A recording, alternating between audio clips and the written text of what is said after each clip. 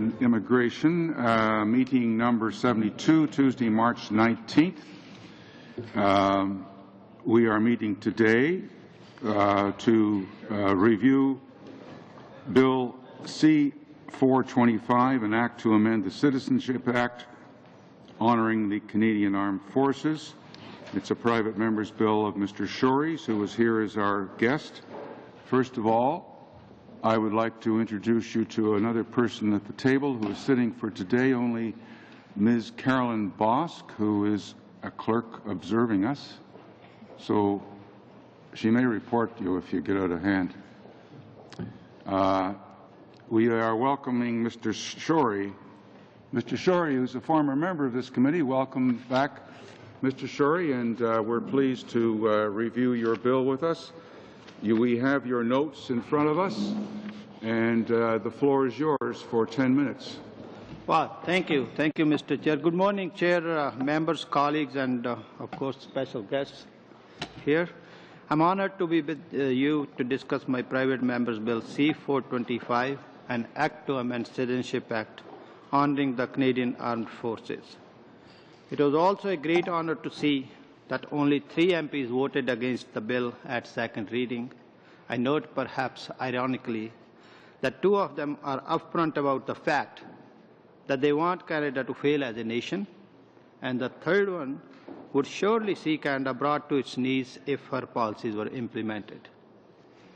For the rest of us, we sided with the incredible majority, the many stakeholders, Canadians of all backgrounds, Conservatives, Liberals, NDPs, my hardworking constituents in Calgary Northeast, and the Canadian people from coast to coast to coast, who want the bill to become a law. 3 key beliefs of mine inspired this bill. Number 1, new Canadians need more pathways to integration. Number 2, our heroic men and women in uniform are worthy of the highest respect. And number 3, Canada is the best country in the world. We should not force anyone to hang on to or hide behind Canadian citizenship with its clear rights and responsibilities if they want to destroy everything good this amazing country stands for. These are beliefs held by Canadians from all walks of life who, like most of us in this room, want to reward those willing to put their lives on the line for Canada and our Canadian values. They also want to ensure that those who would attack the men and women who put their lives on the line to defend our freedom and our values feel the full weight of justice as a consequence. If I may, let me tell you a little-known story of a war hero named as Bukam Singh. Mr. Singh moved to Canada in 1907 at the age of 14, and in 1915 he enlisted in the Canadian Expeditionary Force. Bukam served in the Canadian Armed Forces during World War I, and he served with the 20th Canadian Infantry Battalion in Flanders, where he was wounded twice in battle. It is interesting to note that Bukam was initially treated in a hospital administered by Dr. Lieutenant Colonel John McCrae, known for his famous poem, "In Flanders Fields." Mr. Singh died in 1919 in a military hospital in Kitchener, Ontario. He received the Victory Medal in recognition of his service to his adopted country, and his wife and mother were also given a memorial cross in recognition of his sacrifice. He gave his life to defend Canada and the cause of freedom abroad, and while he received recognition for his service, he never became a Canadian citizen. He was not even eligible. It is heroes like Mr. Singh, Mr. Chair, that this bill in part seeks to honor. If this bill could help even one individual like Mr. Singh, it is surely to Canada's benefit. While we examine history, let's take a look at the precedent for the second part of this bill. Numerous Western democracies, including but not limited to Australia and the United Kingdom, have long had similar laws allowing for the renunciation of citizenship in the interest of, quote, the public interest, and, quote, a much lower and vaguer standard than what this bill seeks. Furthermore, this bill is simply a necessary step in widening Canada's existing legislation. Section 10 of the Canadian Citizenship Act already provides for the deprival of citizenship, and Section 46 of the Criminal Code clearly identifies treason as a crime. Until 1977, the people who committed acts of treason would be punished by the removal of their Canadian citizenship. Canadians want to see this return to law, and my bill will expand existing laws to see that those who commit acts of treason meet proper justice with all due oversight and rights to appeal outlined in the Criminal Code and the Citizenship Act. The Canadian people simply wants to see these measures brought back to law. I believe this committee has an overwhelming mandate for Canadians who want to see this bill succeed. For any of those on the fringes who might hint at prejudice, I note that I sent a householder survey to my riding, and the bill was supported by 87% of the respondents. My riding is more than 50% visible minorities and has the highest percentage of new Canadians in Alberta. This demonstrates vast support by new Canadians for this bill. This past October 30th, the National Post reported on the results of a NRG poll of 1,001 Canadians from coast to coast to coast. The poll showed that 8 in 10 Canadians are in favor of Canadians losing their citizenship for committing acts that by their very nature are an assault on the very values that Canadian citizenship stands for. Furthermore, the Calgary Herald editorial board, along with the Ahmadiyya Muslim Jamaat Canada, the Somali Canadian Education and Rural Development Organization, Immigrants for Canada, Centre for Immigration Policy Reform, Muslims Canadian Congress, and B'nai B'rith Canada have endorsed my bill. As an immigrant myself, Mr. Chair, and as Member of Parliament for Calgary North East, I have spoken to new Canadians as well as old Canadians from my riding and elsewhere. It is clear to me that Canadians from all walks of life understand the value and privilege of Canadian citizenship. They chose this country for a reason. They certainly don't want to see the reward they worked so hard for, Canadian citizenship, corrupted by a handful who would choose to abuse it.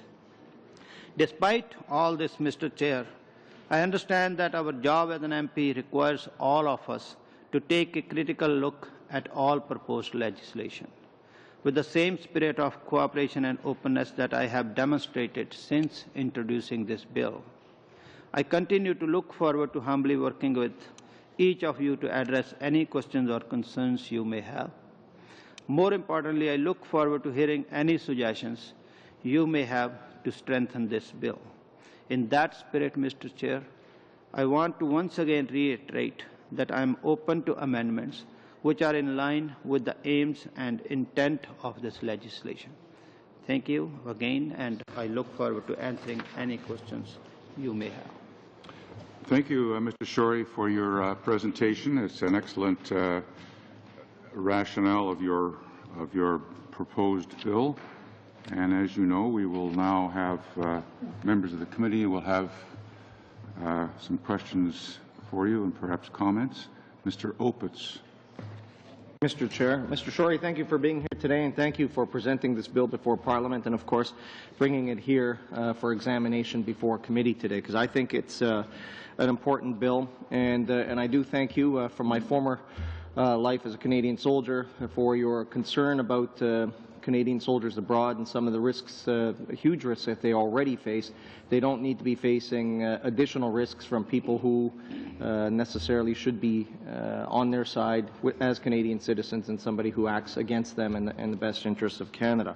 So, sir, what do you say to critics who claim that Canadian citizenship is an inalienable right and that no matter whether someone commits acts that are obvious expressions of disloyalty to Canada and Canadian values, that they should be able to retain their citizenship? So that, for example, if someone even fights against Canadian forces or who commits terrorist acts against Canadians on Canadian soil or on the soil of our allies, I might add, should be able to keep their citizenship. Can you comment on that? Well, of course, thank you, Mr. Opich. I got to say this, that to me, it is my strong belief that Canadian citizenship is a privilege. And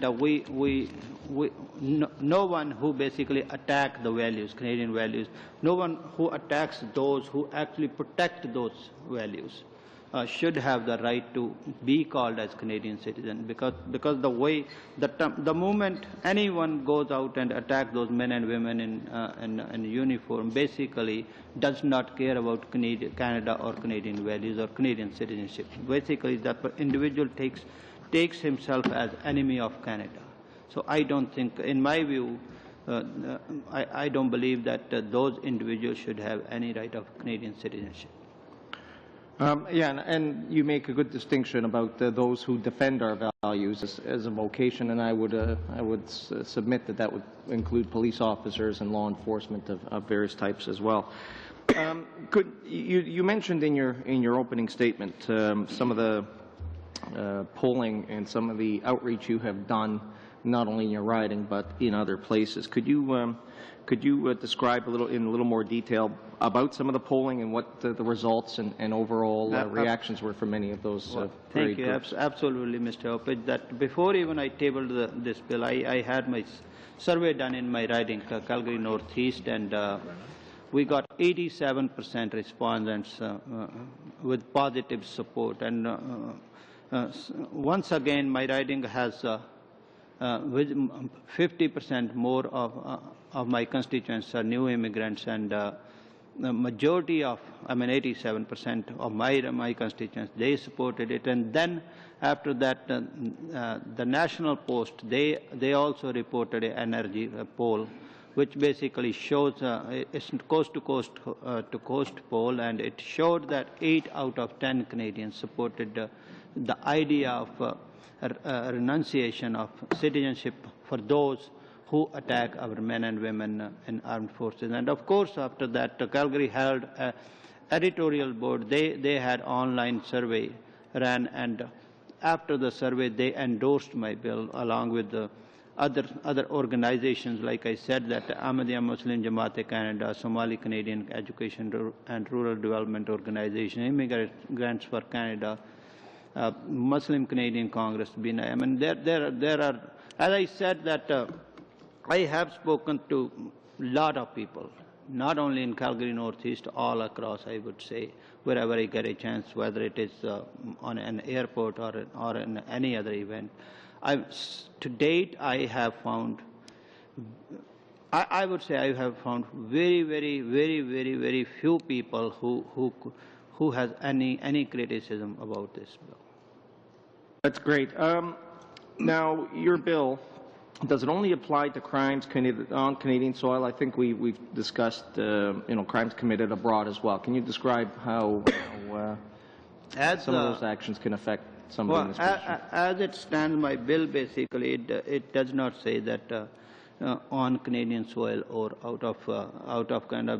It says that second part of my bill says that any individual who attacks, who gets involved in armed conflict with our Canadian men and women is considered to have, or is deemed to have made an application to renounce their citizenship. In my view, in my opinion, as the bill is tabled, it does not matter whether in Canada or out of Canada. I'm going to turn over some of my time to Mr. Menegakis. Sure.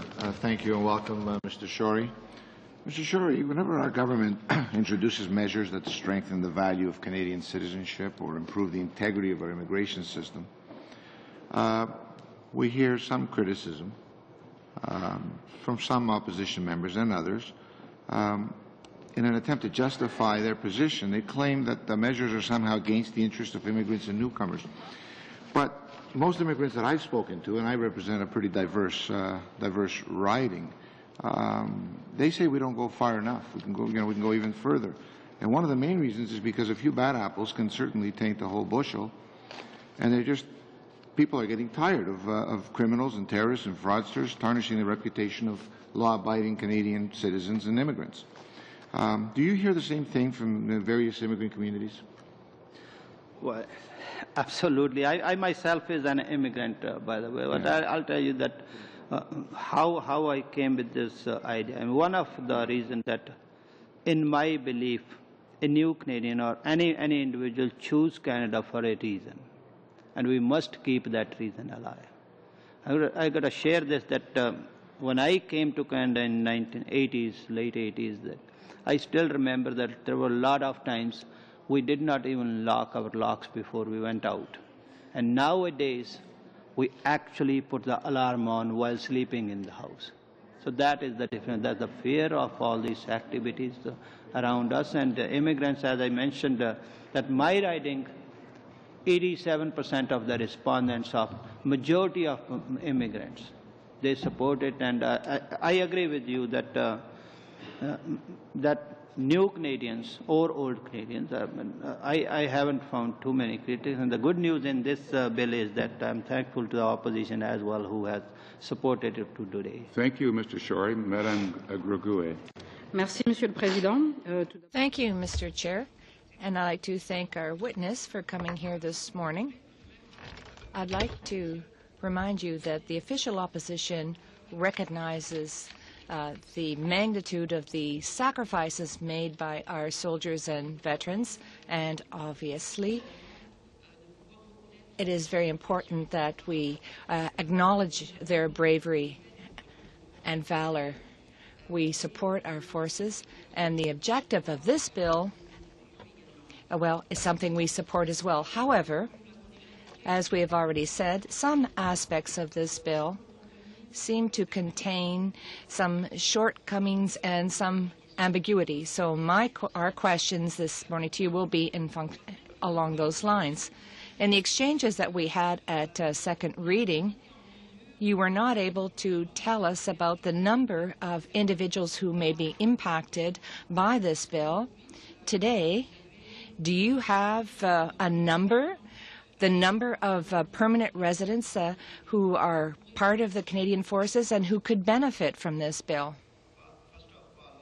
Let me thank you for your support to the armed men and women of our great nation, and thank you for your support to this bill as well, in principle, as you said. I highly appreciate it. Not only me, Canadians appreciate the support. Canadians are watching this bill closely. I can tell you this, that I have heard from the communities, I have heard from the individuals from whom I had never heard.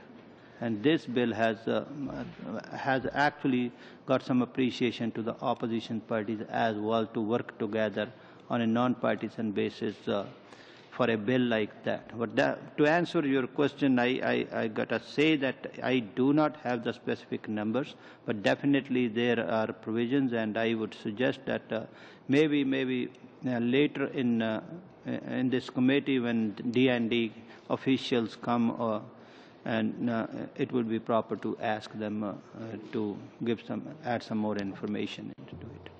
D'accord. Donc vous pensez qu'il est possible? So you think that it would be possible to get access to the number of people. That's a good thing. My second question pertains to the acts of war, and this term is not defined in Canadian legislation, and I'd like to know what is the legal basis for applying this segment of the legislation? Different definitions, I guess, nationally or internationally. But my intention when I tabled this bill by the main act of war was I wanted to address those individuals who basically are either the members of some armed forces or armed group who basically attack our men and women in uniform. But I mean, again, in this committee, I guess I am here, of course, to answer the question, but at the same time, I am looking forward to see any amendments or any suggestions which will strengthen the spirit of this bill. So again, to to answer the definition of war of act, again, my intention was to address those people who attack our armed forces. Ok, très bien. Very well. In your presentation, you talked about the importance of, for new Canadians, that they have more avenues to integrate Canadian citizenship. Why do you not look at other professions as well that are deserving of our acknowledgement? I think here of nurses and doctors. Would you consider broadening this category? That I have had a little personal experience when in 2009 I joined the armed forces for a week or so, and I worked alongside in Wagerville, Alberta during the training, and after that into 2010 I had a chance to join the naval forces for some days. I'm going to say this, that this is very, very, very unique service. This is not 9 to 5 work. This is not a shift work. This is 24/7, and the passion and love I have seen in those individuals for this country. I mean, the sacrifices they make, that is absolutely unique. And I would say that if I have to pick one profession that deserves the real respect, I would pick the armed forces of our country. Thank you. Mr. Toon, welcome to the committee. You have a couple of minutes. In fact, my presence here might be short-lived to a couple of meetings, but oh dear, I'll try to. Well, try to be brief. enjoy your stay. Thank you, sir. Mr. Shorey, thank you for your presentation. J'ai un peu discuté avec le projet de loi. Je trouve que. I have some difficulty with the bill. I think it's somewhat ambiguous. I'm trying to get more clarity with respect to certain aspects. With such ambiguity, I hesitate to support the bill at this point. But at second reading, you said, to see that those who commit acts of treason meet proper justice with all due oversight and rights of appeal outlined in the Criminal Code and the Canadian Citizenship Act. Avec ça, est-ce que vous êtes en train de proposer? You suggesting, therefore, that acts of treason are synonymous with an act of war? I feel that your bill is lacking in clarity in that respect. Do you think that your bill would, in fact, benefit from the definition of an act of war? And what exactly, in your opinion, is an act of war? That in my view, act of war, when I tabled this bill, I intended to address those individuals who go out and attack our armed forces. That was the intention. But again, if the change of wording would be suggested, and it will be in the same line as intended in my legislation, I will look into it. There is no issue about that. Thank you, Mr. Shorey. Mr. Lamoureux. Mr. Chair, I'd like to kind of pick up on that specific issue. When you talk about acts of treason, acts of war, ultimately you're implying that they've automatically made a decision to renounce their citizenship. And I'm thinking of trying to come up with an example. And the first thing that comes to my mind would be, let's say, in Afghanistan, where you might have some individuals, Canadian citizens, and they're protesting very aggressively against the Canadian forces being physically present in Afghanistan. Would that be considered an act of treason? Well, thank you, Mr. Lamoureux. I don't think protest is an act of war or treason in my view. It specifically says, my bill specifically says that, I'm going to read this second part, that if they, in the end, if say that if they engage in an act of war against the Canadian forces, and act of war basically is defined, as I mentioned, there are many definitions of act of war nationally or internationally. But what my intention was that where individuals engage in specific actions which express disloyalty, disloyalty in an offensive way. They pick up the arms, basically. But many might, and I would ask for your opinion, if you have an aggressive citizen from Canada out in Afghanistan yelling, screaming, possibly even throwing rocks at Canadian forces, in your opinion, is that an act of disloyalty? Mr. Lambrou, my intention is and was and is that it would apply to a member of an armed force of a country or as a member of an armed group engaged in an armed conflict. Okay. With Canada. So there is a great deal of concern in regards to that whole component in terms of the renunciation of citizenship. To what degree are you open to deleting that component of the legislation, or do you feel that that is something that has to be in the legislation itself? Well, I don't think I have any intention to delete the clause of renunciation for those who attack our armed forces. But I mean, if it can be strengthened, my bill can be strengthened if you can come up with some suggestion which will be in line of the spirit and intentions of my bill, I am open to look into it. Okay, and then to pick up on the idea of the singling out of the Canadian forces, one of the thoughts came across my mind as well. Our CMP, which is a very noteworthy organization. Maybe even extending it to police services. Had you given that any thought? As I mentioned before, that to me, the military service is very unique service. But again, if you can convince, basically come up with some suggestions that will strengthen again the intention of my bill, I'm still open to look into it. Okay. Now, the Minister of Immigration is talking about possible changes to your legislation. Do you have a position in terms of what it is that the Minister of Immigration might be referring to, or have you had any discussions as to what it is that he might want to amend in your legislation? Well, I believe if you are talking about that comments made by the Minister on inclusion of terrorism or so, is that correct? Mm-hmm. Well, I have heard about it as you have heard about it. Seems like an attracting one. Seems like it is in the line of the intention of my bill, but I have to look at and see the details. Right. Concern would be that the minister should possibly bring in his own legislation because it would allow for a more thorough diligence, whether it's in second reading, committee stage, different witnesses, and so forth. Would you prefer to keep your bill standalone if it meant that you had the support of opposition members, or would you rather see your bill go through with one party supporting it? Well, I don't think we should play politics in this bill, and if we can strengthen this bill, I mean, rather than bringing another bill, I would suggest that we should all work together and make it stronger than it is, if there is anything required to make it strong.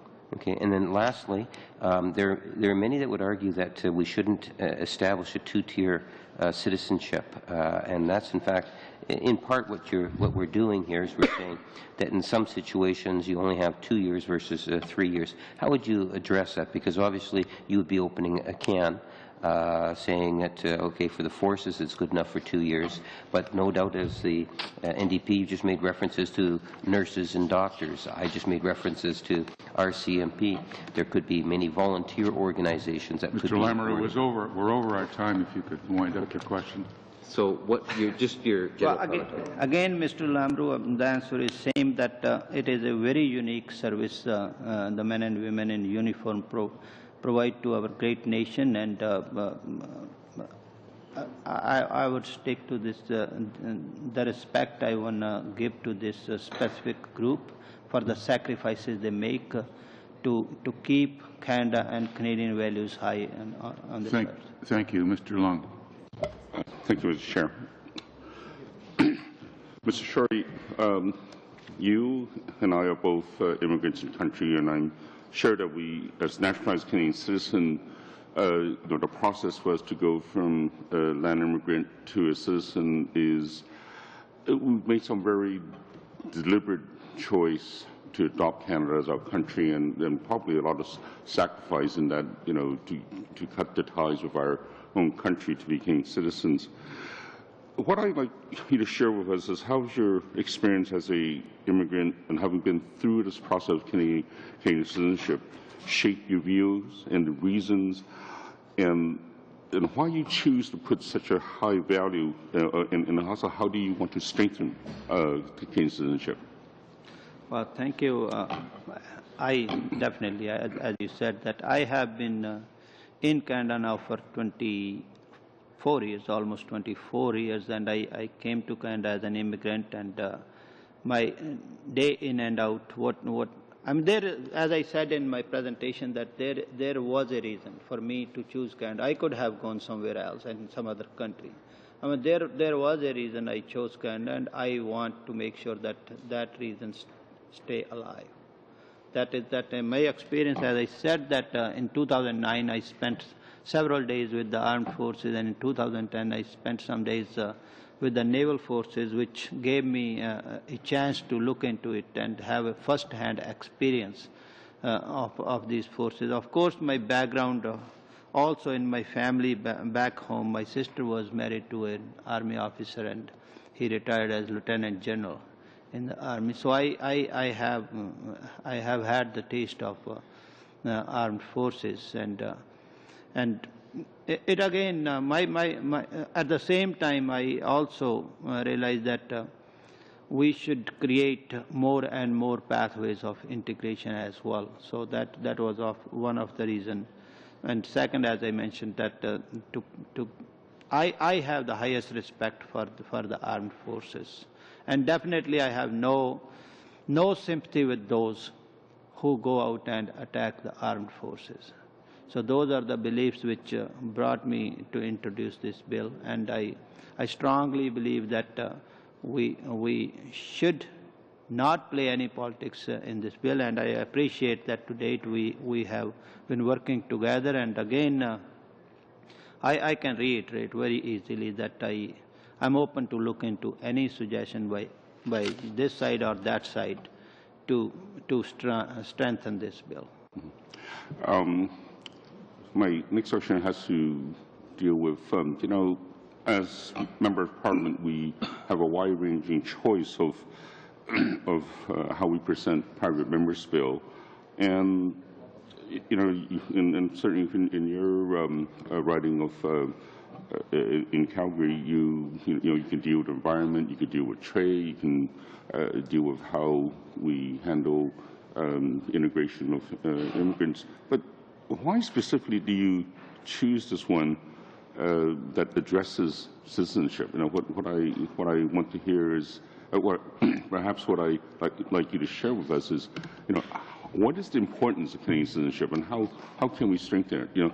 As immigrants, we acquire that, but as people who are born here, there's a different sense of entitlement, and I just want you to share that with us.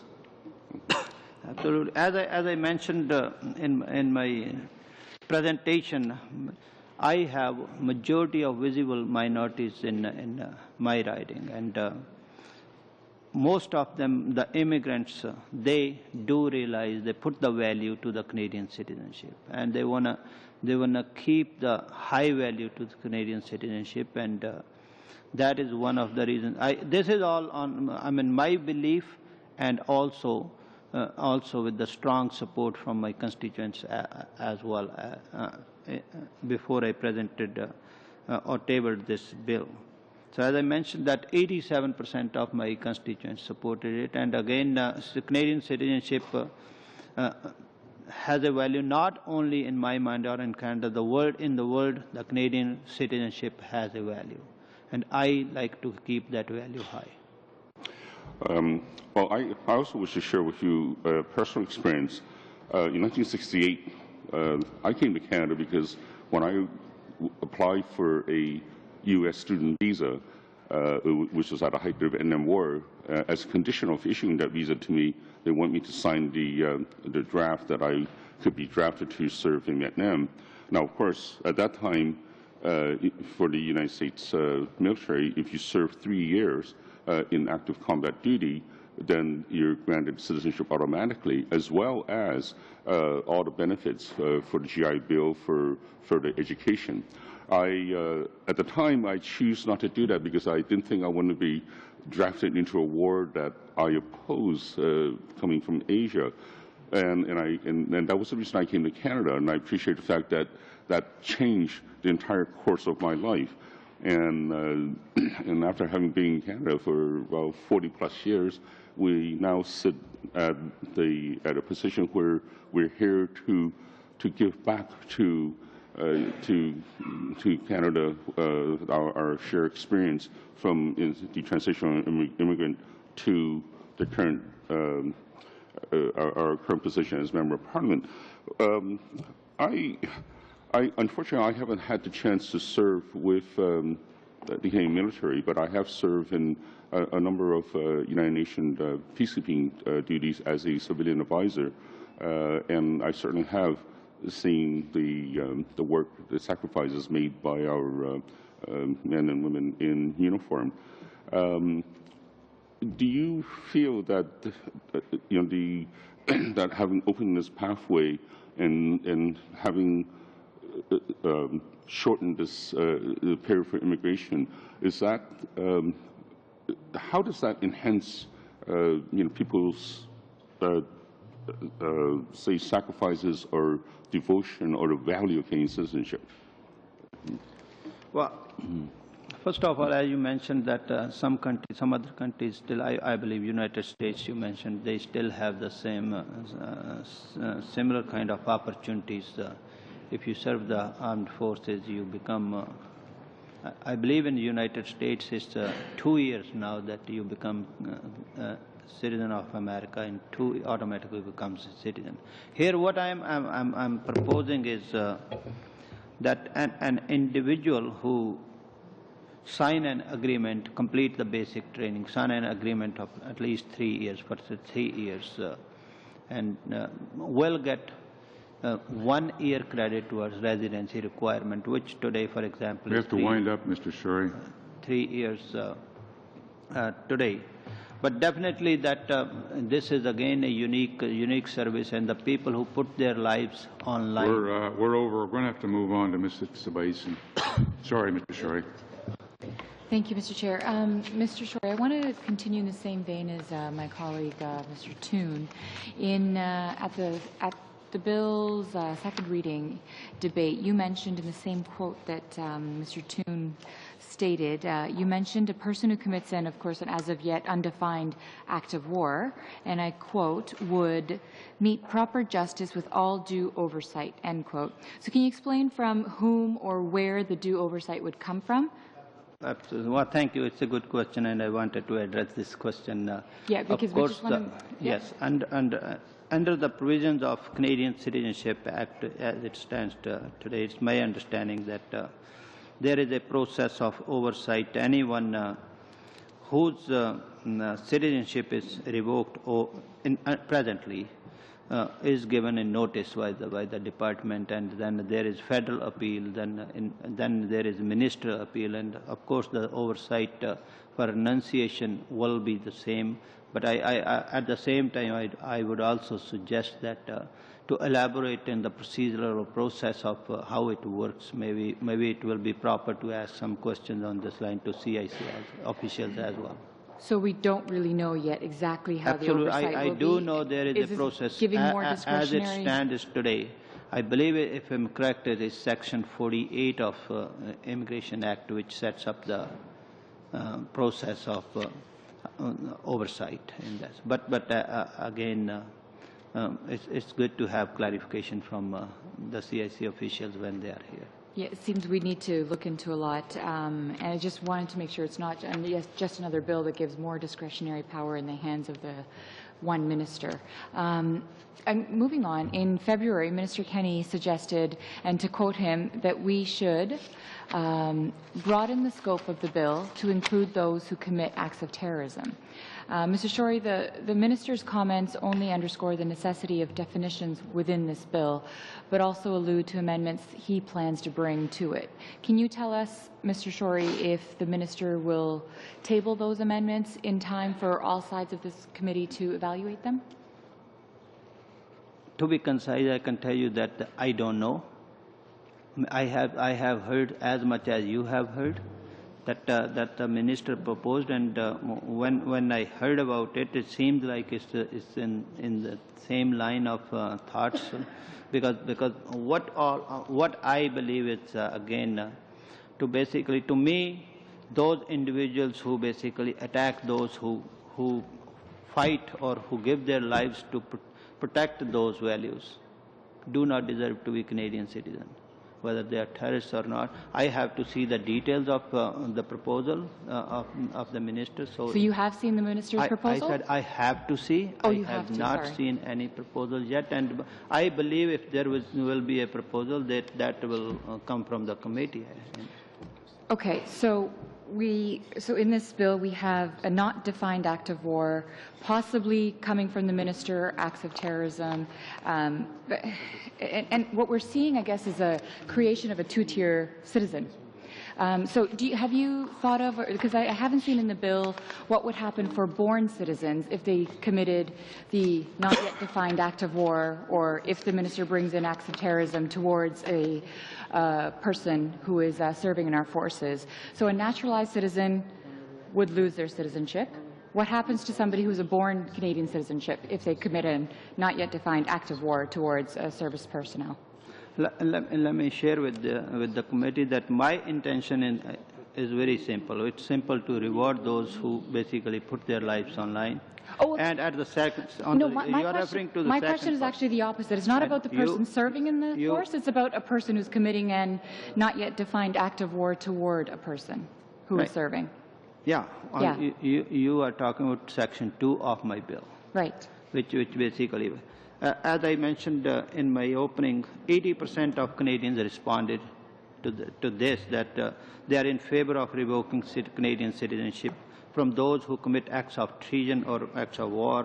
So that's for born Canadian citizens also? Again, that Canadians understand that citizenship is a privilege, basically, and we must do everything to protect its value. But at the same time, that so you know that we have all these international agreements, Geneva Convention, and we have in place Convention on the reduction of stateless persons. So which means that they, as it stands now, it will apply to those people who have another place to live or who have citizenship of another place. So in a sense, there's two tiers of citizenship. I'm sorry, your time has expired, Ms. James. Thank you, Mr. Chair, and welcome, Mr. Shorey, and also congratulations on having your private member's bill come this far. From personal experience, I know that it is an honor to be able to present to committee. Some of my colleagues from across the way have talked about the definitions of acts of war and also adding other things into the bill, such as the inclusion of terrorism and so on.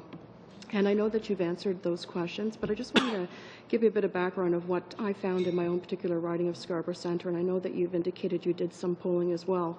I actually sent out a letter to my constituents regarding the revocation of citizenship for residency or citizenship fraud. There was an announcement last year about CIC investigating 11,000 individuals. I asked for responses from my community, my constituency, and I bring this up now because there was a common thread in those responses that I received. Overwhelmingly, in the responses that I received, my constituents were asking us to also renounce the citizenship for those who commit acts of terrorism or those that commit treason against Canada. And I just wanted to bring that to light because it's not just in your area. I'm in Toronto, so it's a very diverse ethnic area, community that I live in, and overwhelmingly support for those two things. So I've heard you say today that you are open to adding terrorism as grounds for deemed renunciation, but I have to ask on behalf of my constituents of Scarborough Centre, are you also open to adding in the term of treason? Well,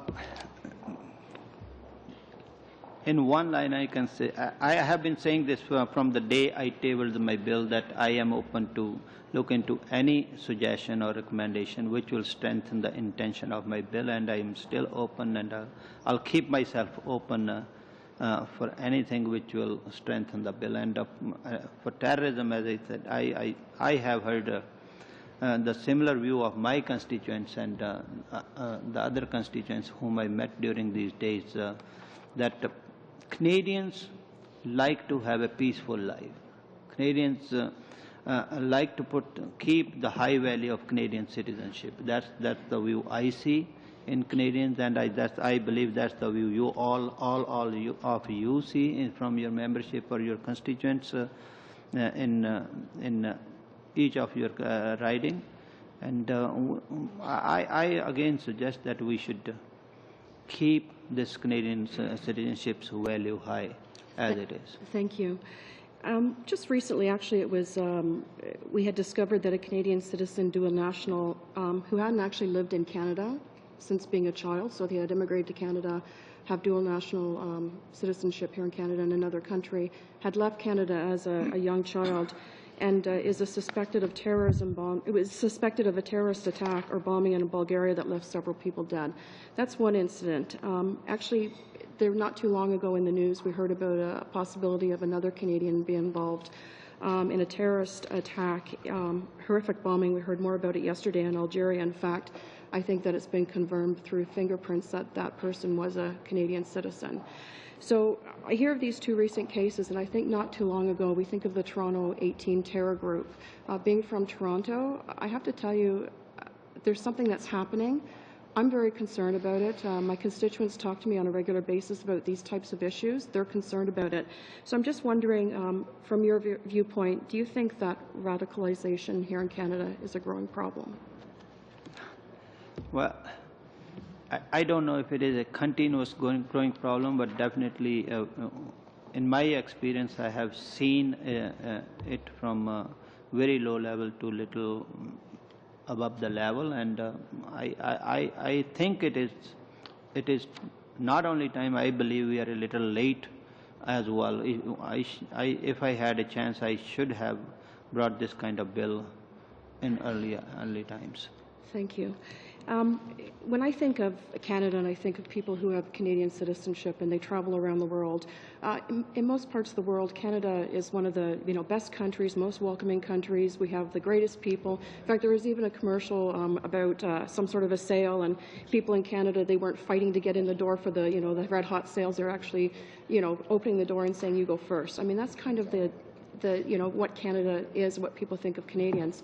So when I think of someone who who holds a Canadian passport, being able to go into other countries more freely than perhaps coming from another country that has greater scrutiny, I'm just wondering whether you think that Canadian passports actually allow people to travel more freely with less scrutiny around the world, or do you... Okay, very quickly, do you think holding a Canadian passport is more lucrative for people that perhaps might want to pursue acts of terrorism in other countries? Absolutely. Before the chair cuts me, I will finish it by saying that the Canadian passport has the highest value in my view, and that opens a lot of doors respectfully, and we should keep that respect. Mr. Menegakis. Thank you, Mr. Chair. Mr. Shorey, in regards to the process of deemed renunciation, why did you choose deemed renunciation instead of revocation? Is it because these individuals, their own actions and choices, have committed these acts? That is correct. I mean, by taking the actions mentioned in my bill, basically taking armed actions against our armed forces, these individuals basically don't care about Canada, don't care about Canadian values, and don't care about Canadian citizenship as well, and they have no value.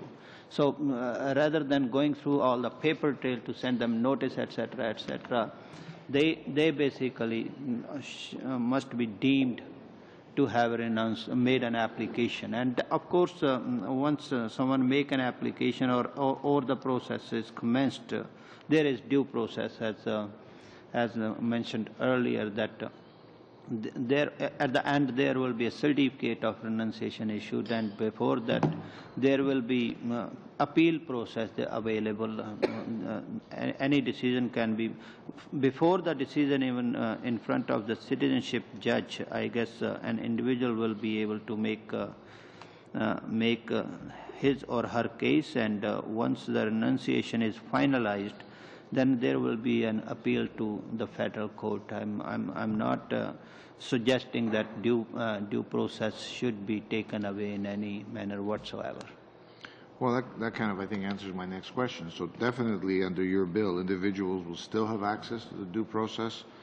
For example, they'll be notified, and they will have access to the federal court. Absolutely.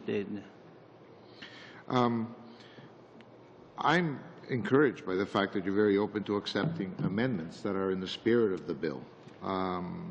Since its introduction, since you introduced it, have you considered any amendments? And if so, could you share some of those with us? Well, when I tabled this bill, I had no political intention to play with this bill, because it's my strong belief that the new Canadians should be awarded for the great service one can provide to our country, and at the same time those who basically has no value of that our citizenship do not need to have citizenship. But I'm looking forward to have any suggestions from the committee to look into. I mean, so far I haven't received any suggestion. Appreciate that.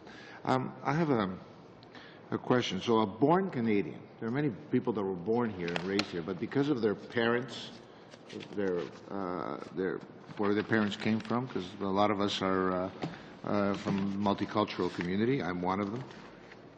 Some people have dual citizenship to the country their parents came from. So would this bill apply to them as well? Yeah, and the bill says that any individual. Okay, we have to remember that we have our international obligations. We have signed some say Geneva Convention is there. Say there is a Convention on the Reduction of Stateless Persons. So we have to comply with all those obligations Canada has. Of course, that is why to avoid making someone stateless, this bill's requirement is to apply, as it stands now, is to apply on those individuals who have citizenship or permanent residence from some other place as well. Elsewhere as well. Or permanent residence, you said? Citizenship or permanent residence. Or permanent residence. So a born Canadian who has dual citizenship, who commits a crime against our armed forces, can have the privilege of their Canadian citizenship renounced. Absolutely. Thank you. Thank you, Mr. Chair. Ms. Freeman. I'm sorry. I actually wasn't sure that we were going to have extra time. Sorry about that. I'm actually going to pass it over to Sadia, if that's okay, just because I'm not quite sure where we were at. Il fallait peut-être me prévenir. Vas-y, parce que je le sais pas. Ok, c'est bon. So I'll take the floor. I'd like to go back to the issue of dual citizenship. Clearly, for children who have entered Canada and they have foreign-born parents, if ever these children should find themselves in a situation where they're stateless, this would be quite drastic. This would have clear consequences, therefore, for certain individuals who have arrived here and who have dual citizenship. Statelessness, is this a risk that is going to be run? How do you see this in the bill? Simply states that an individual is deemed to have made an application for renunciation of their Canadian citizenship, or is deemed to have withdrawn if an individual is permanent resident, or is deemed to have withdrawn their application for the Canadian citizenship if they engage in an act of war or treason or whatever we come to against the Canadian. Well, this bill complies with the Convention on the Reduction of Statelessness. and again, these individuals will not automatically be deported. There will be a due process always. I mean, we have to comply with the Geneva Convention, and also this bill makes no exception to the existing laws to comply with our international obligation.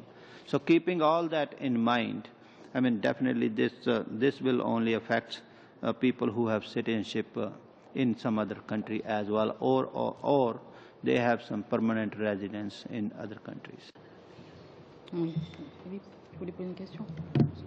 much time is left? Okay, very briefly then.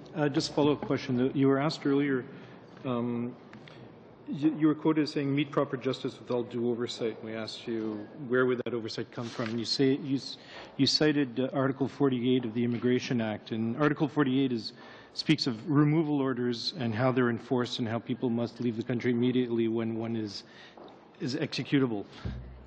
Are you suggesting then that your bill is saying that people should be expelled from the country? Actually, thank you for giving me the opportunity to clarify. I believe this is Section 18, not Article. Section 18 of the Citizenship Act provides a good procedure for this, and Section 18 states that the minister needs to notify the applicant whose citizenship is in question prior to it being revoked. The applicant also receives, as I said, a certificate of renunciation after the process is completed. Of course, an individual could seek leave to appeal to the federal court as well. So, clarification. We'll get back to for a follow-up on that then in a moment.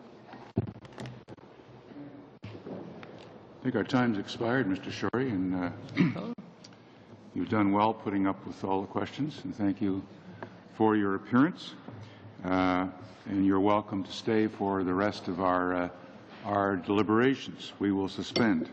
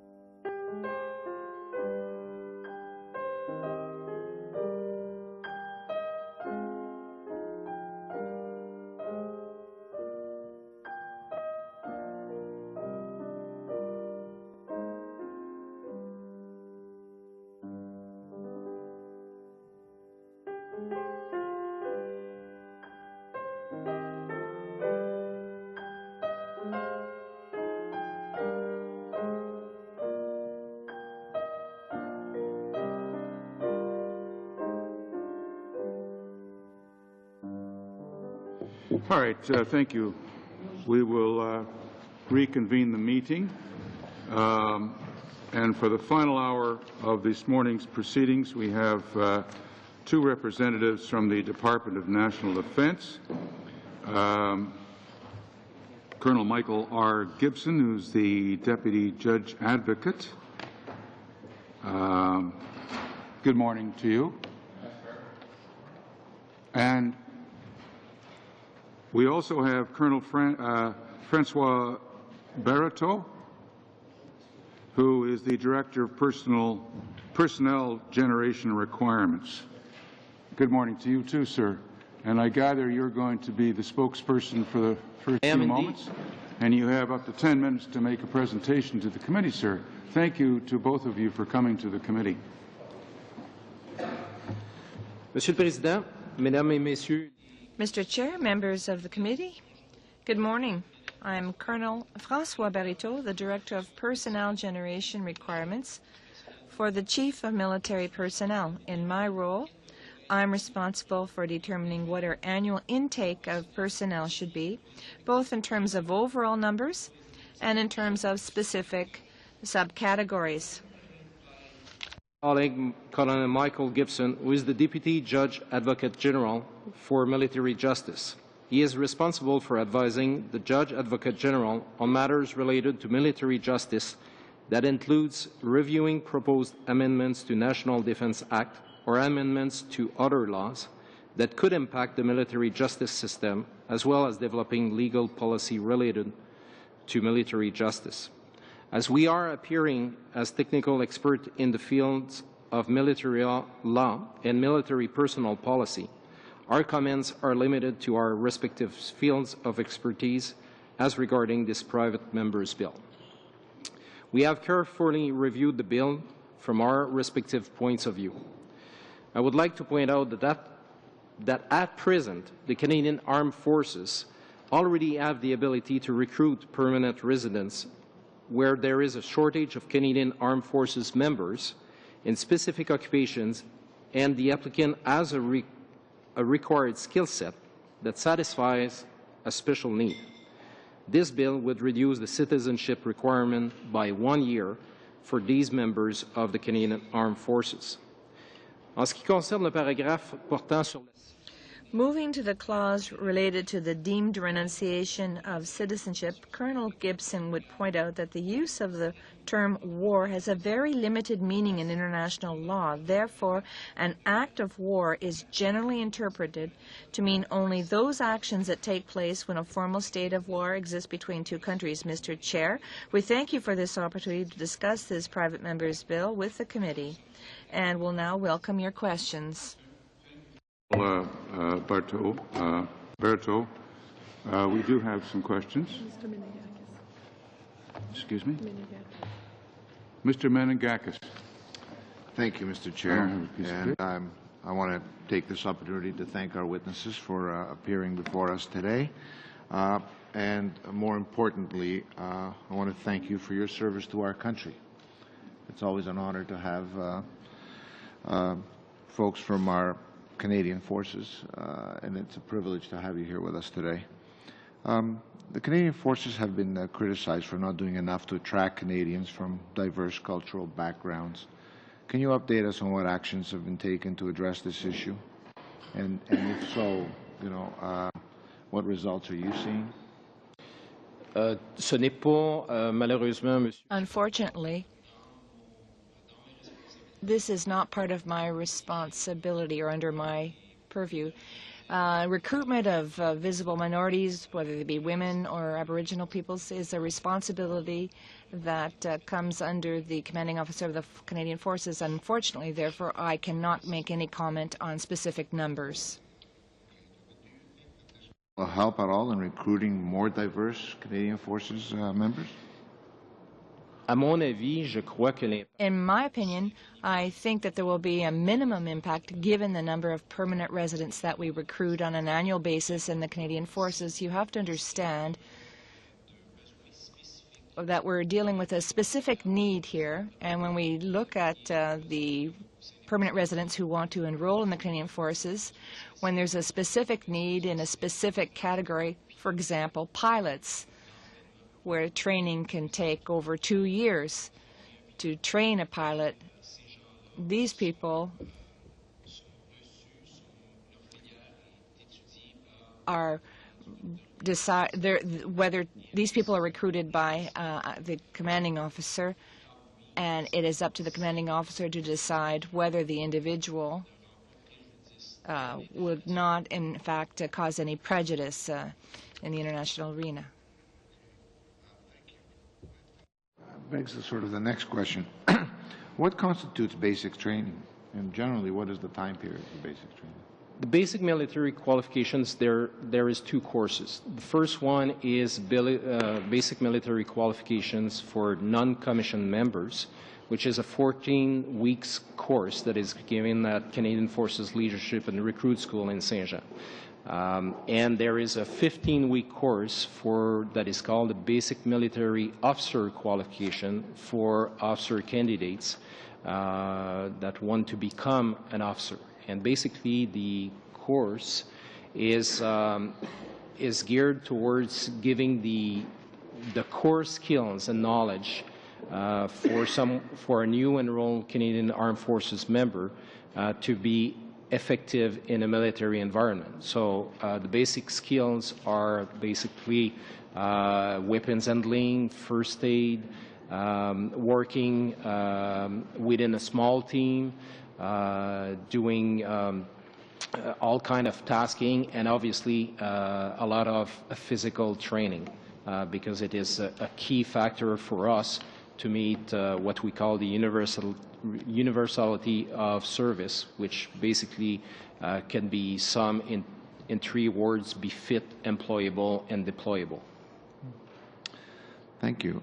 Is it the opinion of the Department of National Defense that this bill, as it's been written and proposed, provides sufficient time in service with the Canadian Forces to show loyalty and long-term commitment to justify expedited Canadian citizenship?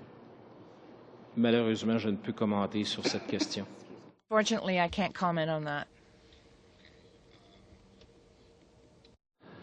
We heard from Mr. Shorey just prior to your testifying here today that he is open to amendments to the bill.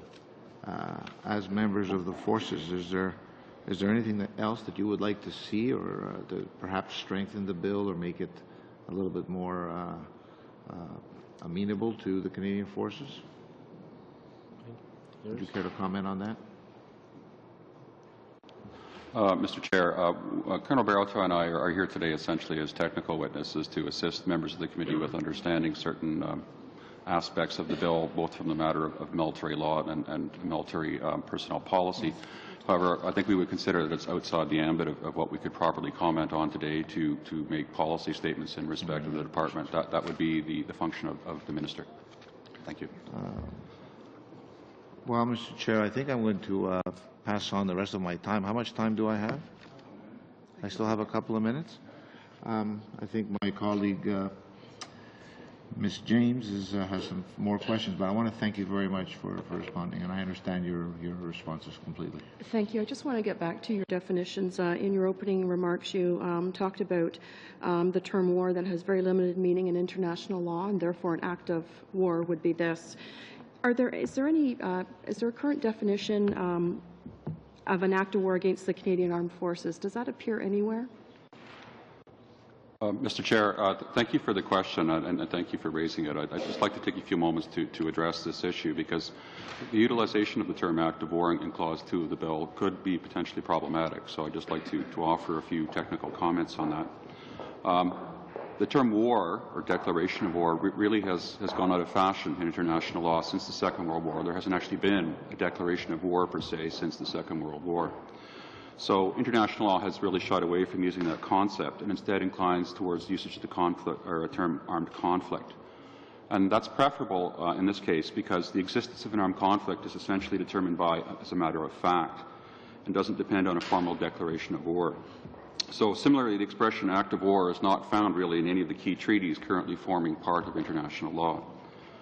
The expression act of war is used to a limited extent in Canadian legislation, but really only in a very limited number of provisions and strictly dealing with liability. For example, in the Marine Liability Act and the Fisheries Act, but not really in context similar to this proposed legislation. So in general, the concept active war is not defined under Canadian legislation in the context that it would appear in this bill. Thank you. Could I just, are there any legal precedents? You said armed conflict is a better term to use, but are there any legal precedents that have been set around that term or what the term means? Active war or armed conflict? Active war, you're saying a better term might be armed conflict, but is there any precedents that have been set with regards to past history or cases or anything around that particular issue? I'm sorry, could you clarify whether you mean active war or armed conflict? I'm referring to active war, but you've indicated we're going to have to move on. I'm sorry. Ms. Freeman. Thank you, Mr. Chair. And thank you for Colonel Barreto and Colonel Gibson for coming here and making presentations. You've already answered my questions, in fact, by saying that you do already recruit permanent residents when you're lacking certain skill sets. So how many individuals do you recruit from the permanent resident pool? Approximately 15. The Canadian Forces since April 1st, 2010 has recruited 50 permanent residents. And within the regular forces, I think there are about 15, and there are 15 in the reserves. So how many people are currently serving? Right now, with the reserves and the regular forces combined, we're talking about 61 people. Could you elaborate? I had another question about the figures, actually. Is this number going up, or is it stable? I would say it's been stable over the past 2 or 3 years. About 15 and 17 are brought in every year. It all depends on the trade or the skill set that we're looking for. And I would go to my example of the pilots, where it takes over 2 years, 2.5 years to train a fighter pilot. So that's the type of permanent resident that we're going to try and recruit. If someone with these qualifications shows up at the recruiting office, we will consider them. You provided me with some figures that go back to 3 years. About 15 per year. The average over the years has been 15 per year. Do you have any other examples of the skill sets that you're looking for? You mentioned pilots. Do you have any other examples? Yes. As I said earlier, we're talking about specific needs where we're unable to find the skill sets within the forces. In the Canadian Forces, we give precedence to Canadian citizens, but in certain occupations, and you have to understand the forces has over 95 different trades in it. So when we have a shortcoming in certain trades, one of the ways that Canadian Forces deals with this is to turn to permanent residents. In England, for example, Australia, New Zealand, these countries have permanent resident status as well, and they also consider people for their forces depending on their qualifications. I'll give you an example. At one point, there was an individual from England who had been responsible for bringing equipment back from Afghanistan back to the country. So that was one qualification which was very important to us because we were going to go through the same process as well. We were going to have to repatriate equipment back to Canada. So our Canadian Forces outfit looked for recruits with that skill set. Social workers as well. That's another trade where 75% of the forces that we can take a look at if ever we're not able to recruit within our own Canadian population. I'll stop because there I have other types of questions. you listed Commonwealth countries earlier. Do we go to permanent residents throughout the world or throughout the world? Yes. I have another question with respect to permanent residents who state that they would like to be part of the forces. On the website, it says very clearly that you have to be a Canadian citizen in order to enroll in the forces and to make an application. So how are these permanent residents to know about this if they have the specific skill set? When people are interested in enrolling in the forces, they go to a recruiting office in the country and they make an application.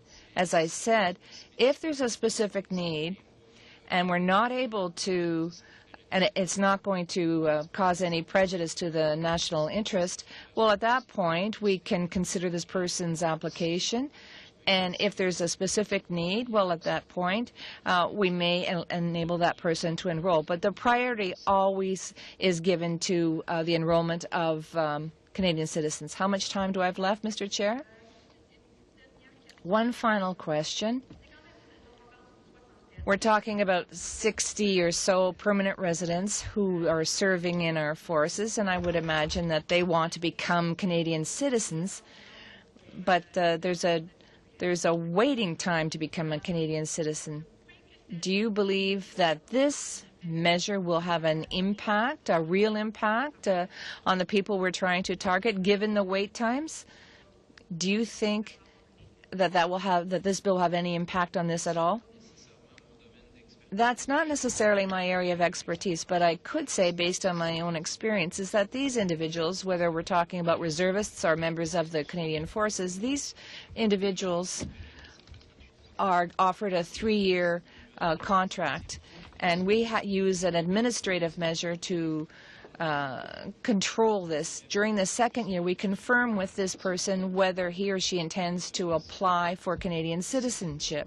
And if that's the case, we, the chief of the military personnel, can extend this service period by 1 additional year to ensure that this process is triggered and so that the whole process is resolved to the satisfaction of the individual. So let's say it takes more than 1 year to get citizenship. We can continue enrolling this person or keeping this person employed within the Canadian Forces. Mr. Chair, thank you. In terms of some of the numbers, an annual recruitment of individuals into our regular forces would be how much? We're talking right now, sir, roughly around 4,000. 4,000 a year into regular reserves. What about reserves?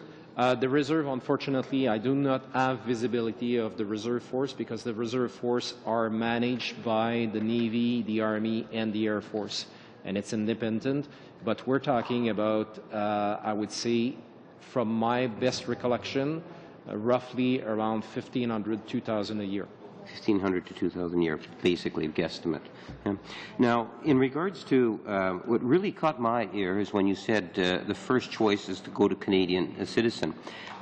So if you take a look at the recruiting office, and I was going to point out the website I did in second reading, that it very clearly states at the beginning. So if I'm a landed immigrant or a permanent resident, I click in and it says you have to be a Canadian citizen. That might be as far as I go. And then if you go into more of the details, then you find out, well, you don't necessarily have to be a Canadian citizen. Not necessarily looking for comment. I just want to make sure that you're aware of that fact, and I think that that's something that should be rectified. When you talk about landed immigrant is given a second look over only if Canadian citizens don't fill the current gap. Is that what you're saying? No. Thank you for the question. What I was saying is when there is a special need, and the enrollment of that person would not create a prejudice to the national interest. So, in other terms, we would not prevent somebody, a Canadian citizen, to be enrolled in the Canadian Forces to the benefit of a permanent resident. Right. This being said, if there is a special qualification we're looking after, that we do not find within the Canadian population, within a Canadian citizen, this is where a permanent resident could have a possibility to be enrolled in forces. But now the recruiting officers will go out and recruit individuals that have certain expertise that are landed immigrants in order to fill a gap. Like when you talk about 15 a year, those are the 15 that you're really referring to? Correct. So how many would you say individuals that are just landed permanent residents would just put in a general application that might actually get accepted? Unfortunately, I don't have those numbers. This is a Commander Canadian Forces recruiting group responsibility, and I don't have those details. What I can tell you, based on my experience, again, is that normally for one enrollee as a Canadian citizen, there is normally 3 to 3.2 applicants for each enrollment. Right. So we don't have a problem in terms of filling the vacancies today in our Canadian forces? At this time, no, sir. There's no problem. So given that that is the case, then the likelihood of a landed resident, unless they have a real special skill, is not good at all. Correct. Now, is that something, a directive that comes from the Minister of Defense, that that's the way in which the recruitment is supposed to work?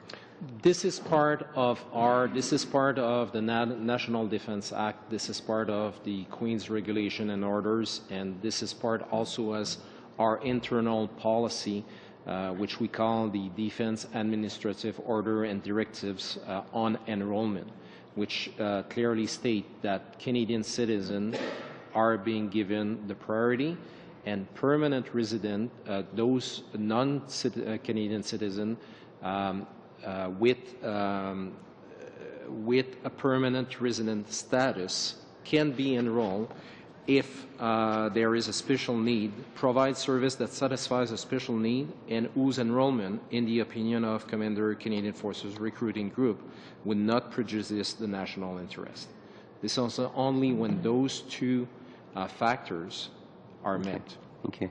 The legislation, then, for all intents and purposes, is fairly restrictive in the sense that even if I'm a landed immigrant, the chances of me getting recruited is negligible at best, really, unless, of course, there's a specific skill that I bring where there's a fairly high demand. Do you want to address this one? And this is where we're saying that 15 is an average, a good average per year of enrolling permanent residents. Yeah.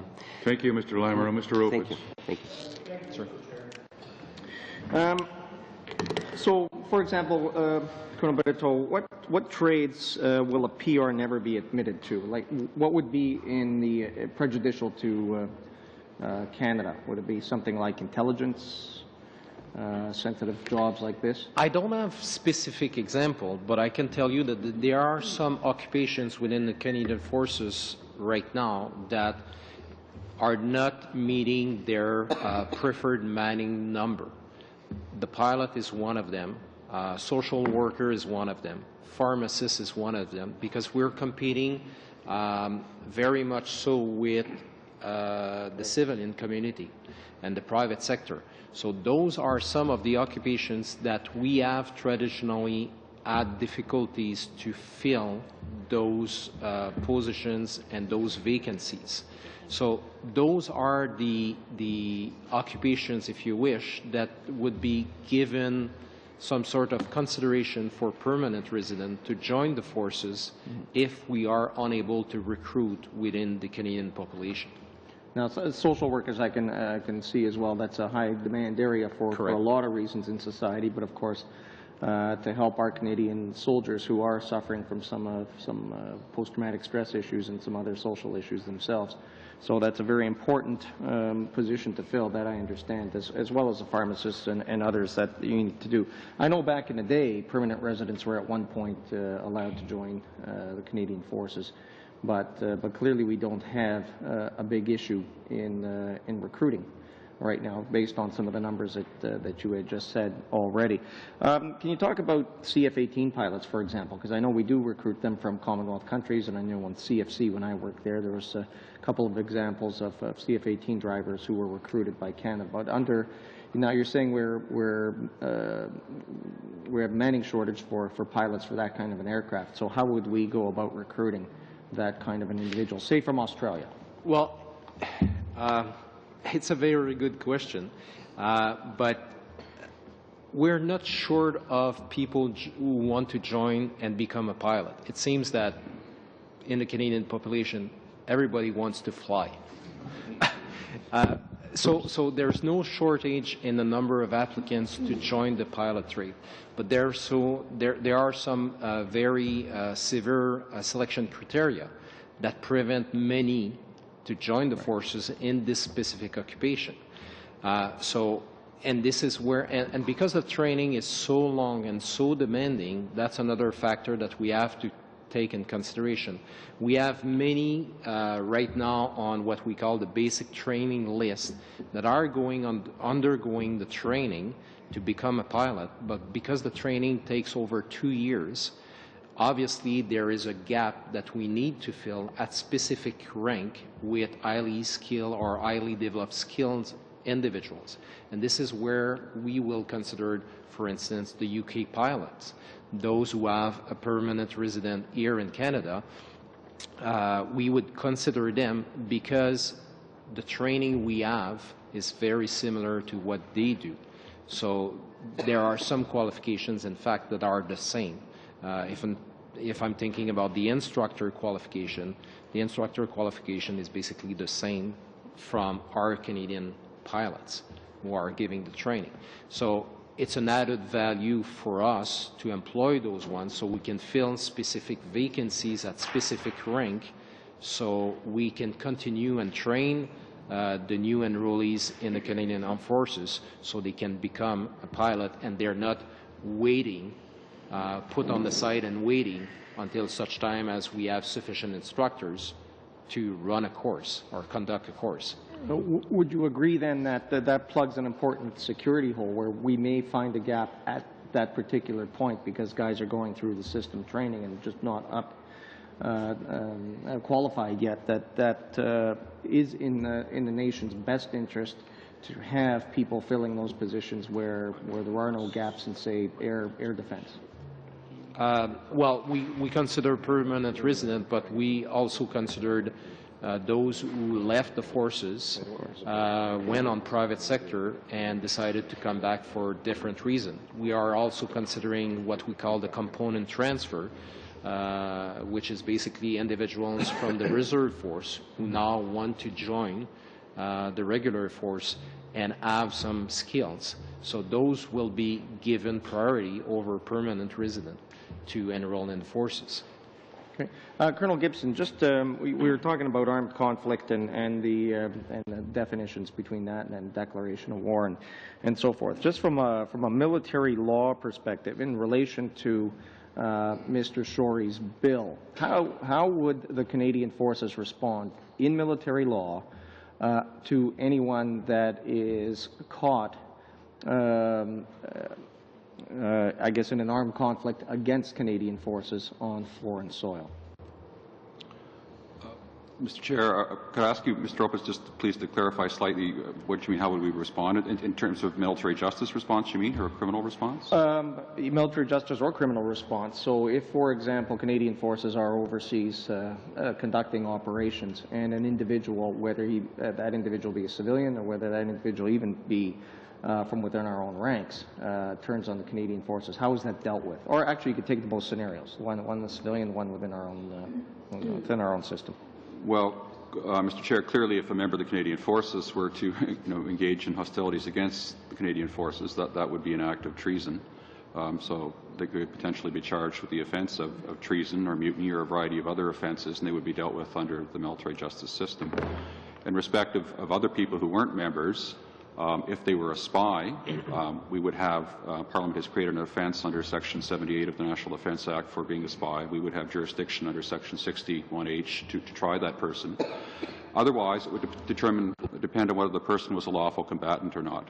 If they were not a lawful combatant, they may be detained pending the conclusion of hostilities. If they were a lawful combatant, they would be taken as a prisoner of war. That's it. But all of those definitions are different. In other words, the bill talks about an act of war. Is that different to an act of treason, to an act of terrorism, to an act of something else? Mr. Chair, I think it might be of some assistance to the members of the committee just for me to amplify a little bit what I was saying earlier about act of war. Act of war is problematic because of its imprecision. That's why one would suggest that the term armed conflict would be far preferable, because it has much more rigor, much more content, both domestically and internationally. So in terms of what might be preferable to consider for the bill, it might be substituting the term armed conflict for act of war. But in terms of the other acts that you're describing, treason is an offence under the Criminal Code, and spying is an offence under the National Defence Act. So they're sort of in a different category. In terms of action against the Canadian forces, what we're really looking at here is somebody who, in an armed conflict, acted in a manner to injure the Canadian forces. Is conflict defined anywhere? Conflict is essentially a question of fact, and it really relates to the level of violence. So in terms of whether Canada considers that it's actually engaged in an armed conflict, sometimes the Government of Canada will issue a statement to that effect. But if that were a question of fact or of doubt, then in this context, CIC officials would consult with the Department of National Defence and the Department of Foreign Affairs, essentially for an opinion as to whether or not Canada considered itself to be in an armed conflict. But the bottom line is it would be a question of fact, which really turns on the level of violence that's involved. Okay, thank you. I'm sorry, Madame Gouet. It's your turn. Très intéressant, Monsieur le Président, dans tous les cas.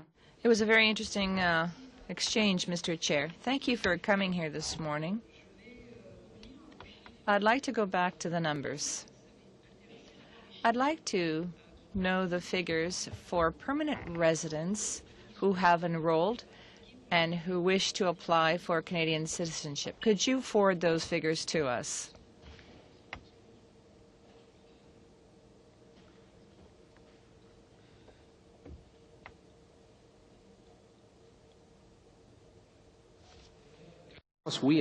To my knowledge, yes, absolutely. The figures that I mentioned, there's 46 in regular forces and 15 in the reserve forces. That's what we have in our current database. What about enrolled permanent residents and whose contract is extended so that they can get citizenship? No, unfortunately not, because the administrative measure that we currently have, that is for a 3-year period of service, a contract for 3 years, that gives us the opportunity to follow the individual. But since these individuals enrolled in different years, it's very difficult for us to know who wishes to apply for Canadian citizenship and who doesn't, who was discharged, who is about to be discharged as a result of physical impairment or perhaps all kinds of different reasons. So I think it could be simply as simple as, like, I don't like this, I don't like what I'm doing right now, I wasn't told that I could be transferred to Cold Lake. So there are reasons that make it difficult for us to provide you with those details. That's unfortunate, but that's the case. I'd like to go back to the whole issue of active war. And you talked about armed conflict, which replaces this term in some respects. You said committed when there's an official state of war between two countries.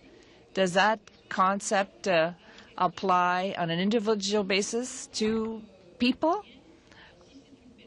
If it's a person, an individual, who makes a gesture against the armed forces, is that considered to be an armed conflict? How do you view that? I think the question illustrates why the utilization of the term active war is problematic in the bill, because the way that it would be framed right now in the proposed bill is that an individual who's a Canadian citizen engages in hostile acts against the Canadian forces in the context of a war, then they would be caught by the bill. But of course, that is extremely imprecise, and the likelihood of there being a declared war is low.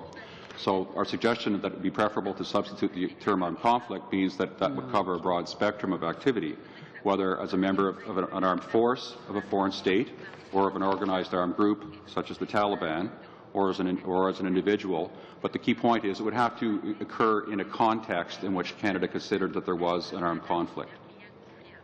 Oui, OK. Bon, donc Okay?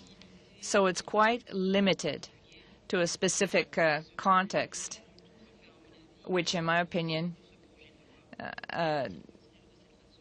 is not covered by this bill. That's clear. Could an individual... You did clarify, in fact, what you meant by act of treason. This would be someone who's enrolled in the Army and who commits an act of treason with respect to the armed forces, and this individual is enrolled in the forces, him or herself. But the same principle, could it be applied when an individual is not enrolled in the regular forces and is a simple citizen? Could the military tribunal intervene in that type of situation for acts that are carried out by individuals who are not in the armed forces? Am I being clear? It's important to differentiate for the members of the committee between two different contexts. What the bill is dealing with is essentially an administrative law concept of impacting on the person's citizenship if, as a member of an armed group or a member of an armed forces of another state, and they're a Canadian citizen, they engaged in acts of hostility against Canada.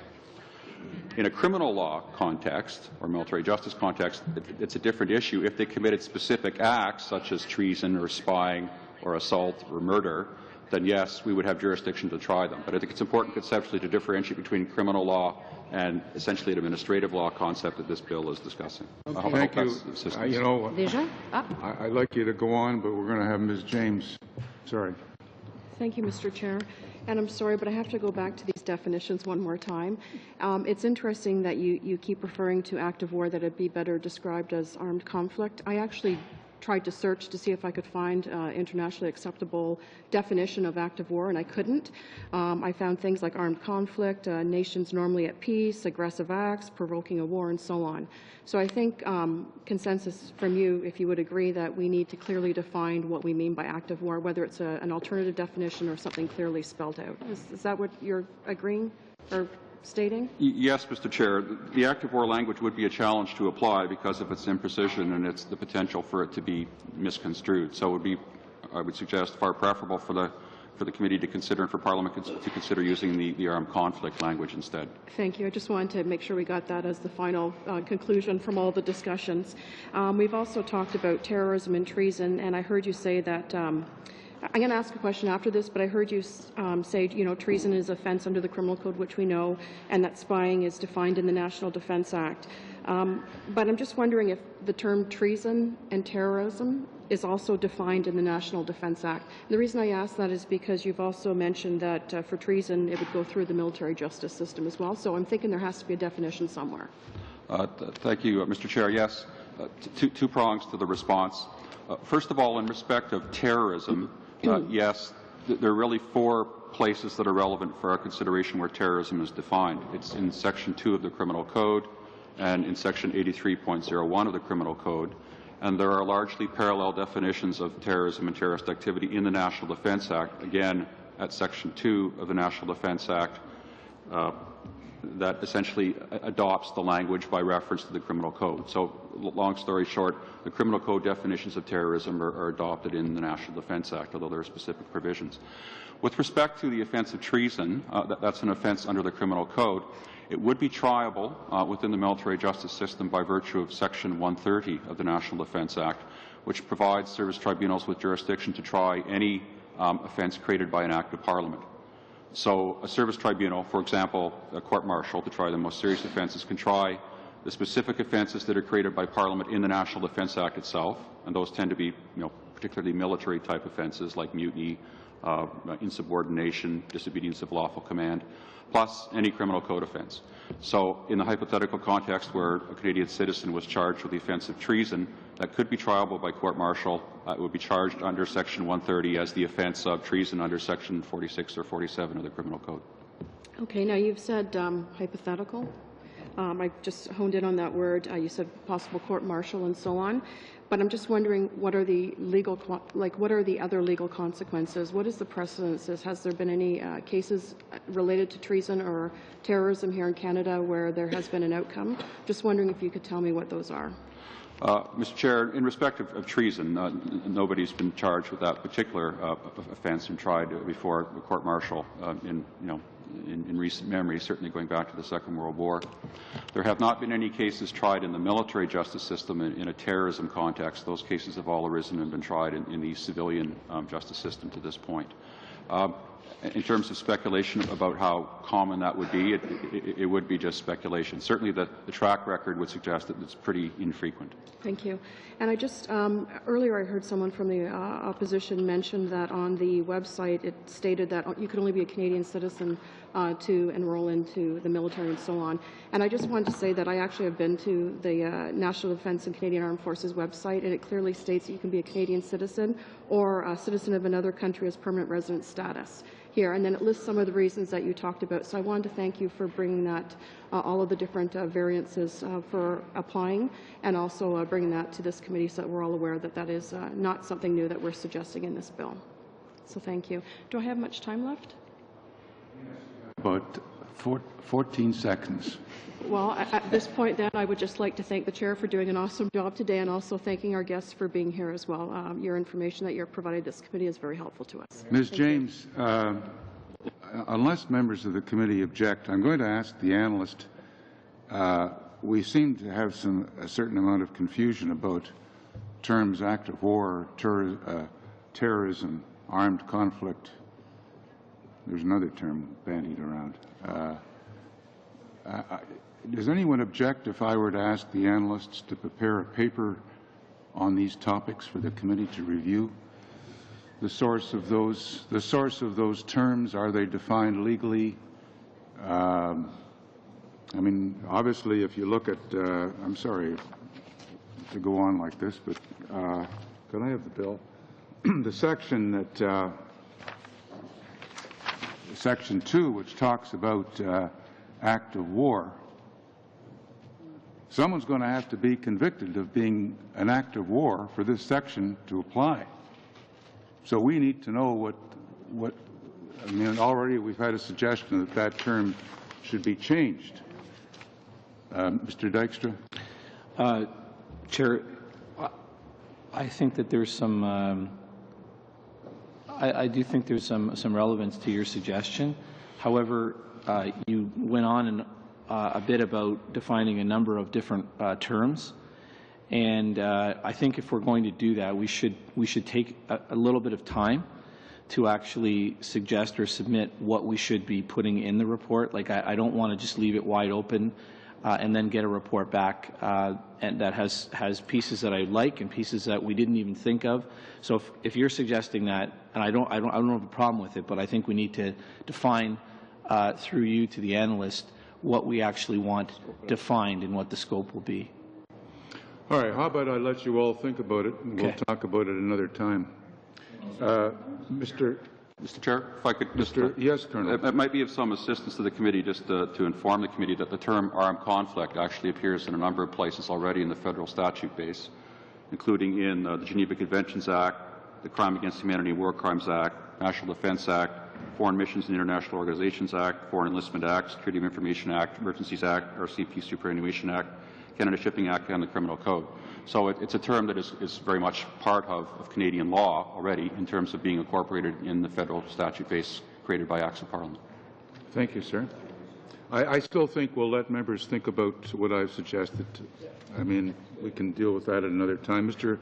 Calkins, you have up to 5 minutes, sir. Welcome to the Chair, committee. and thank you for your kind welcome, and I'm going to be seized with thinking about what I'm going to do in the event that I do come back to this committee on the scope of this. But the questions that I have for the members, for the witnesses that are appearing here today, I know you're here to appear on to answer very technical questions, But I'm going to ask you, I guess, questions just in the broader scope as your role as members of the Canadian Armed Forces, and simply try to make my point that way. I'm not going to lead you down some path where you're going to get into trouble, so don't worry about that. I'll put this in the context of where I'm coming from and where my constituents, the good folks of the riding of Wetaskiwin, Alberta, are when it comes to this particular piece of legislation. I've had Mr. Shorey come to my riding and meet with my constituents on this particular matter, and the bill was met with its intent and spirit of this bill with very positive feedback from my constituents.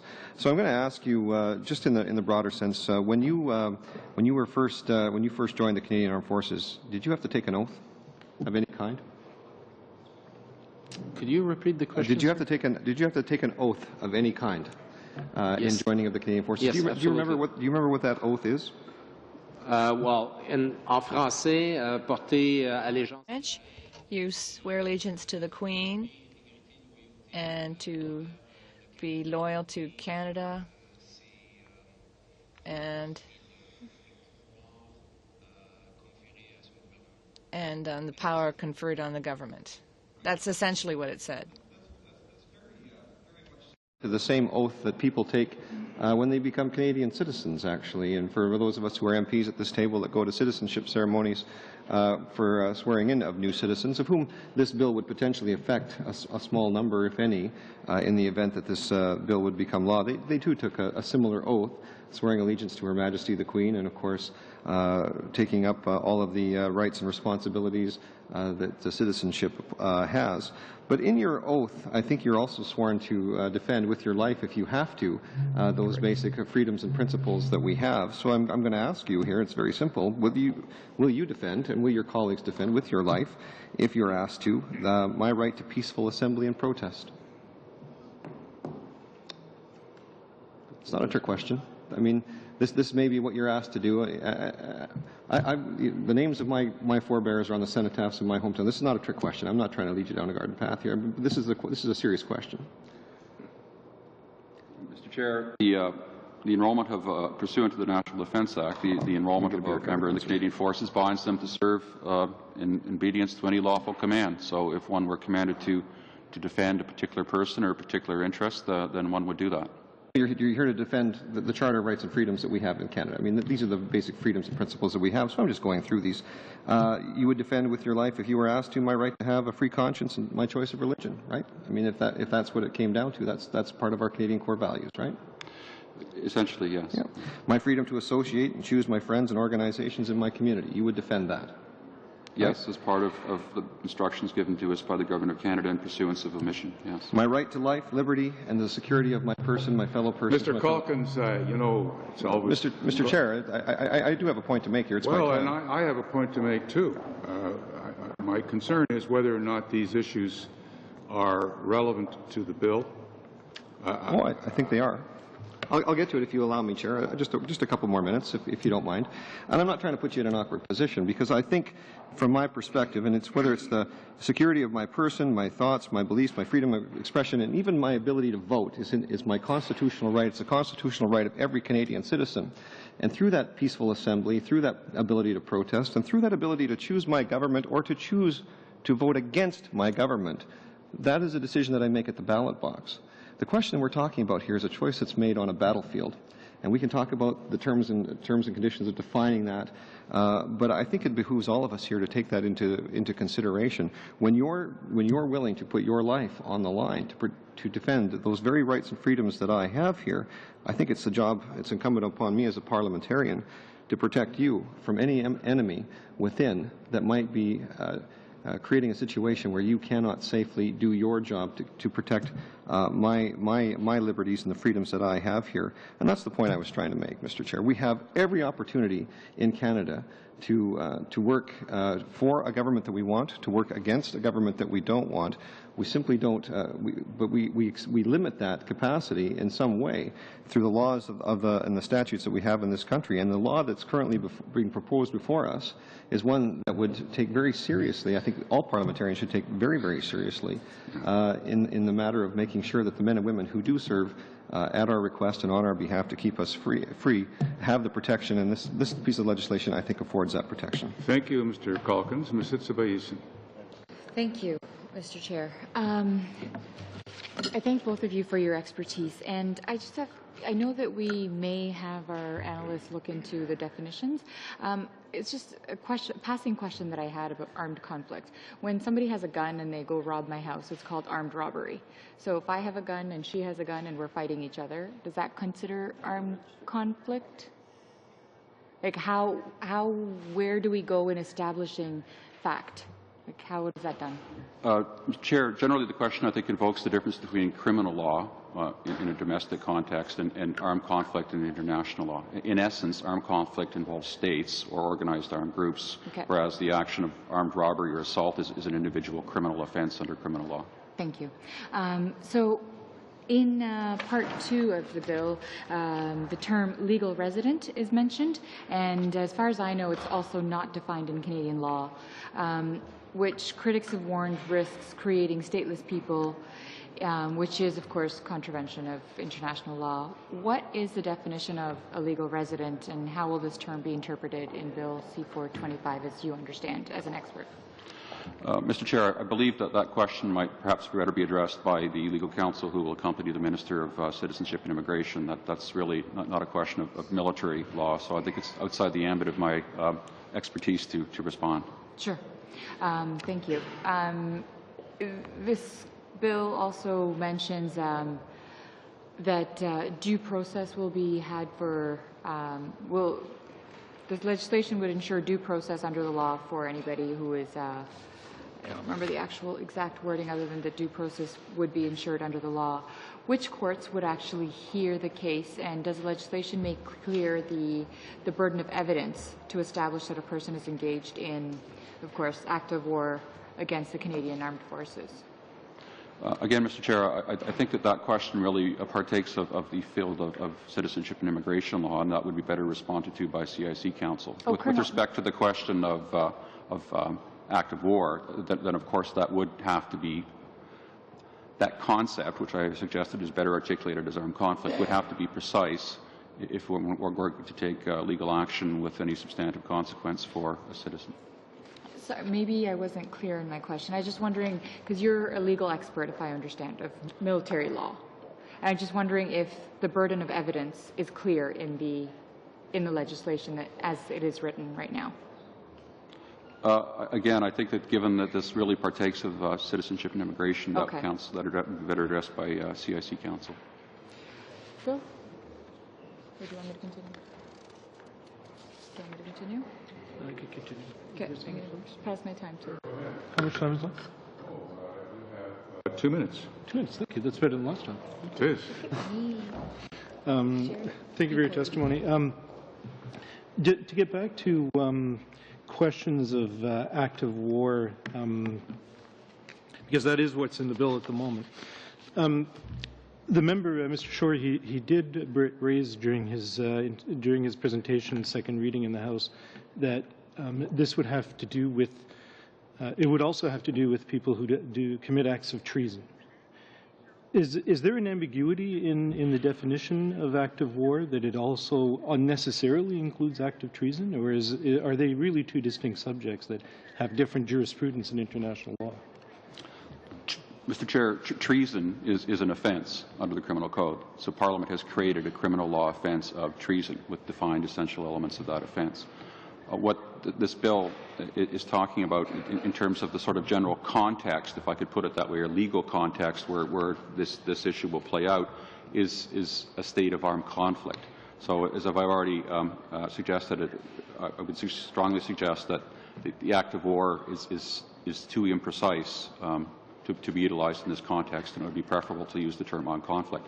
But armed conflict really, in this context, really sets the context that all this is playing out in, whereas treason, there's no ambiguity in treason. It's a defined offence under the criminal code, so that has rigor. But it's a difference between an offence and an illegal state of matters, or state of being, or state of context, if you want to put it that way. Are there any elements of mens rea in treason, or in an act of war? Is it absolutely an act to commit? There has to be proof of actus reus.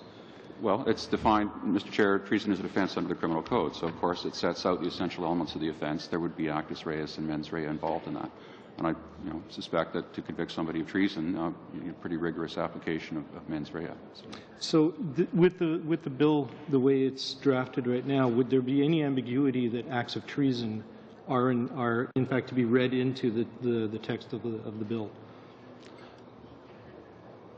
Again, Mr. Chair, not trying to be difficult, but it really is a little bit of an apples and oranges thing. Treason is criminal, is an offence, whereas act of war is a legal state of being. So, if the question is, do I suggest that the bill could be improved by changing act of war, then yes.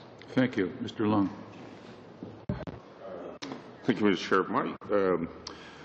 I just want to address a particular situation, perhaps which help clarify some of the other points that we're discussing. I've served as a civilian subcontractor to the military in a couple of United Nations missions. So it's UNTAC, UNISOM, and East Timor. And in those cases, although I am attached to a military unit, I'm not actually in a military unit. And I just wish that perhaps you can distinguish whether in a particular act of war or in a peacekeeping mission, whether that same definition applies when there's an act committed against to the detriment of the serving military. Mr. Chair, I think there are sort of two prongs to that question. First of all, in respect of jurisdiction of a service tribunal, of a court-martial to try somebody who is alleged to have committed an offence against Canadian forces, if Parliament has provided at Section 60 sub H of the National Defence Act that a person who is accompanying the forces, and that's defined in Section 61, is somebody over whom we would have jurisdiction. So basically it boils down to if they're accommodated with us, we provide them rations if they're on one of our ships or one of our aircraft, and they commit a criminal act. In other words, an act that's criminalized under either the National Defence Act or Criminal Code, we would have jurisdiction and we could prosecute them. In terms of the broader question that's relevant to the application of armed conflict in this Act, if there was a situation which Canada considered to be an armed conflict and an individual was alleged to have committed an act that was hostile to Canada, either as a member of another armed force or as a member of an armed group, then they would be caught by the provisions of this Act. But again, it's two slightly different concepts. Sure. Thank you for that clarification. Mr. Chair, I'd like to share the rest of my time with Mr. Dyser. Time's up, I'm afraid, and I want to thank you, gentlemen, for coming. You've made members of Parliament think on these important issues, and I thank you for your contribution to the committee. Thank you very much for coming, and this meeting is adjourned.